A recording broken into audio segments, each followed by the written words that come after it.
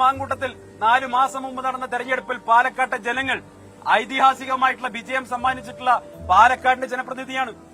അദ്ദേഹം ഇപ്പൊ കേവലമായിട്ടുള്ള കോൺഗ്രസിന്റെ ഒരു നേതാവല്ല, യൂത്ത് കോൺഗ്രസിന്റെ സംസ്ഥാന പ്രസിഡന്റ് മാത്രമല്ല, മറിച്ച് പാലക്കാട്ടെ ജനങ്ങൾ വിജയിപ്പിച്ചയച്ച പാലക്കാടിന്റെ ജനപ്രതിനിധിയാണ്. ആ ജനപ്രതിനിധിയുടെ തലയെടുക്കുമെന്നാണ് ഈ പാലക്കാട്ടെ ഒരു തുക്കട BJP നേതാവ് പറഞ്ഞിട്ടുള്ളതെങ്കിൽ അത് ഈ പാലക്കാട്ടെ ജനങ്ങളോടുള്ള വെല്ലുവിളിയാണ്, ജനാധിപത്യത്തോടുള്ള വെല്ലുവിളിയാണ്.